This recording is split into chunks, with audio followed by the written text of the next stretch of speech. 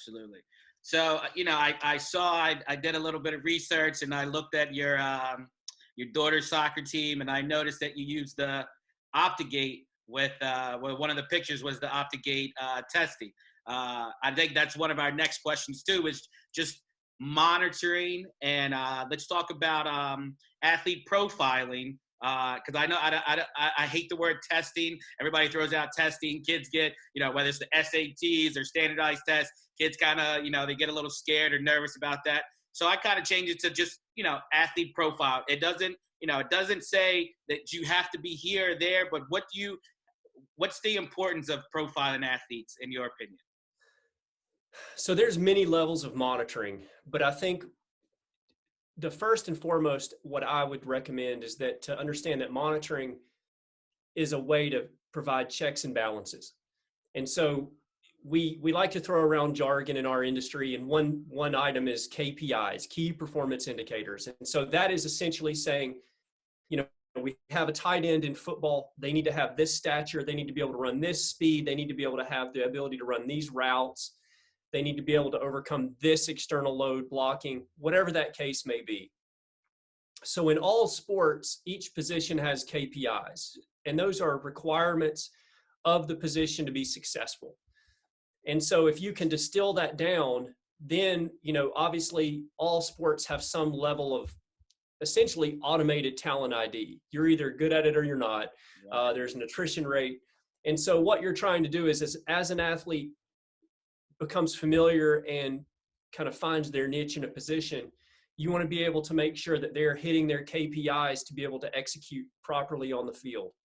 The other side of it too is monitoring just allows you as a coach to make sure that you're taking your opinion out of it. So if we know an athlete needs to have, I'm just going to throw out a random metric. So let's say that an athlete needs to have a vertical jump of 35 inches. As you develop a curriculum to hit that number, what you're doing is along the process, it could either be body composition, strength, it could be a 1RM, it could be an iso pull. It depends on the technology you have. But what you're looking at is a way to assess your ability to develop counter movement jump height. And you can also then tie it back to the athlete. Are they investing their time and energy? Because then you can have a conversation. Well, you skipped a practice. That's why you're not seeing the results. Or, the investment that you're making is not living up to what you tell me. And, tell me and doing is actually, there's a void there. With regard to that soccer team that I'm coaching, we're just really lucky. It's essentially turned into a formalized long-term athlete development process. So we have GPS on the girls. We use the OptiJump system. We have them jump on the force plates using force decks once every 2 weeks. I mean, it's a whole system. And how old is the team? Oh gosh, we are U10. So our girls range from 8 to 10 years old. And we've been together since they were 4 or 5. So there's a lot of cohesion in a very small group. And it's really cool because the girls understand the process and they really are interested in the GPS.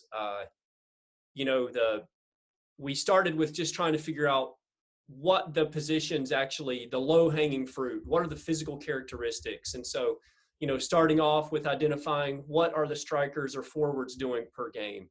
What are the midfielders outputting? What are the defenders? And so we were able to see that play out with as far as total yards a game, high speed running efforts. But then that led us to the fact that, hey, we have all these tools. Let's just use them and see how they're progressing. So, the other, I guess if we climb the branches a little bit higher, we're able to see as the girls become familiar with the game of soccer and their positions and understand how to play chess on the field, think 2 passes ahead. We actually saw total distance go down across the board because they're letting the ball do the work rather than them do the work. Absolutely. So it's really cool to be able to see that and then understand, as we take them through this curriculum of just basic body weight strength or using 2 to 4 pound med balls, we're able to see changes in their sprints using the OptiJump. So we're able to measure the first 20 meters. So we have 20 meters of a system. I'm essentially looking at the first 10 meters. So we're able to see the changes at the 3rd step, which is the power step. We're able to see if they can actually accelerate a little bit longer. So we've got all the, the kinetic or the kinematic characteristics as far as ground contact time, length, frequency. So it's really cool just to be able to look at that and then conceptualize it, package it, and put it back on the field and see how their movement efficiency is better based on this long-term curriculum they've been in since they were 5.